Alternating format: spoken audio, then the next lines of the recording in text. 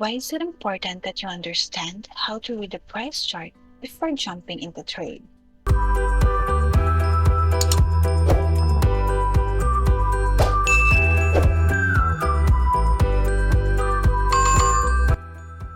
Of course, you don't want to waste your hard-earned money and end up losing it, right?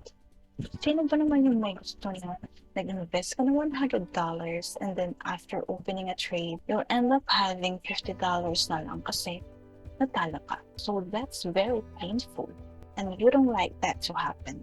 So you are here into trading to make more money. You want your money to grow.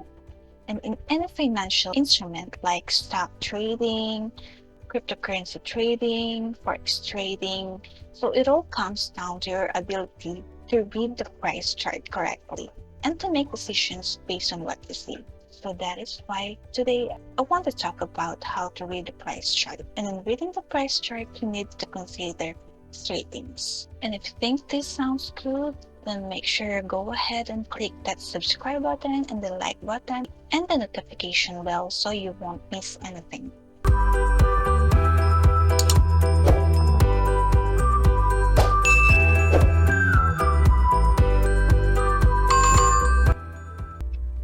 The first thing we want to know when we are looking at the price chart is the market condition. Is it going up or is it going down? Now, how would I know if the market is an uptrend or is a downtrend? I have here an example price chart. You'll notice here at first we have identified our lowest low, which is from here, and then you will notice that the market pushed the price all the way up here. That's why we have our high. So, imamark natin yan as our high. And then you will notice the market pulled back the price here. So, that's why this higher low was created.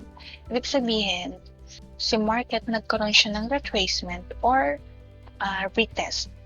Retracement is a way of retesting if the market will decide to continue the price higher.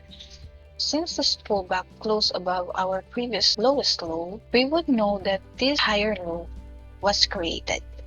So, ito, i-identify natin siya as the higher low. Why it's higher low? Because it is higher than this low. Now, kung mapapansin nyo, we have created the markings. So, these markings, itong line or horizontal line, this will serve as our support and resistance. Okay, so anything in between na price action dito ng market is safe. So, we have our higher low dito and then the market push the price up here. So, kung mapapansin nyo, itong resistance na to, which is our high from this low.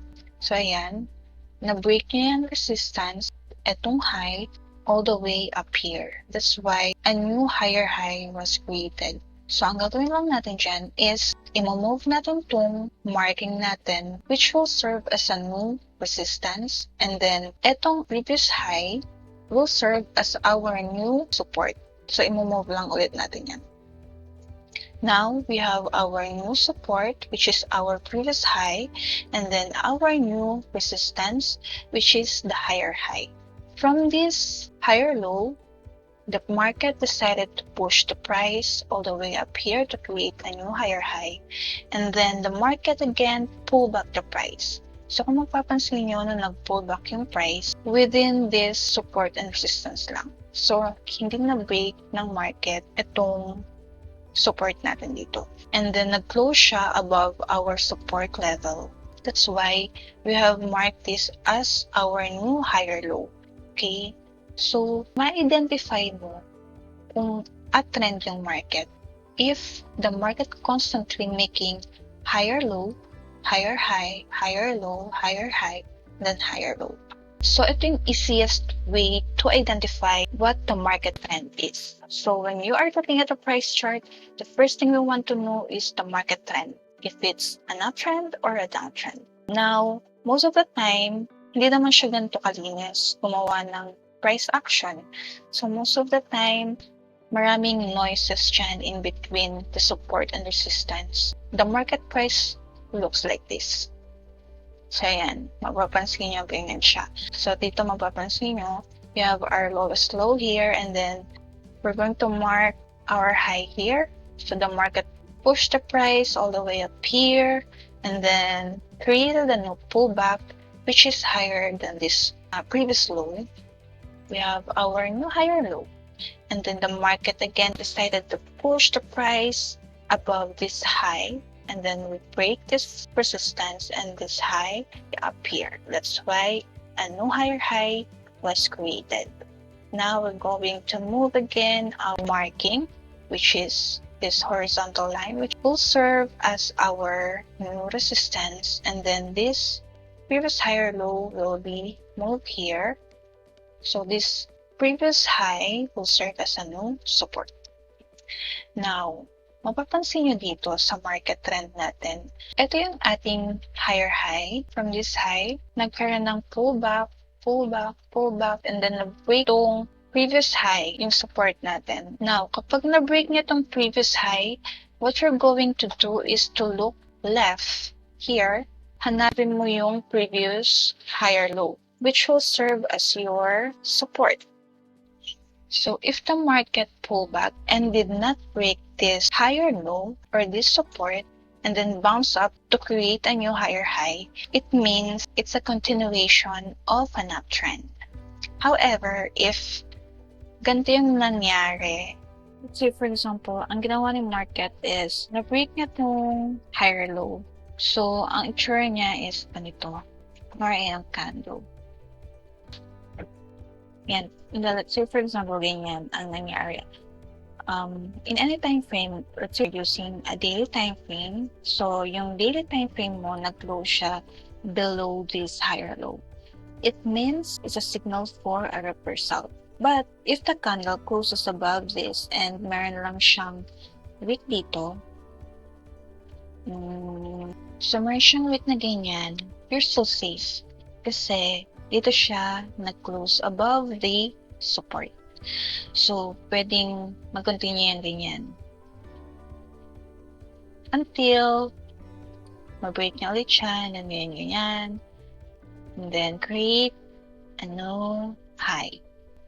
So, yun. Safe ka pa dun. Pero, if the price goes below this higher low, the market tells you that it's a signal for a reversal. So, we're going to mark this as our lowest low. Ayaw naman bago. So, we're going to put it here. Change as our low. And then, the market usually tend to move like this. Yan, ganyan. Tapos, ayun nga. Ganon. Ganon. Ganon. Ganon. Ganon. Ganon. Ganon. Ganon. Ganon. So, you'll see here, this is our new high.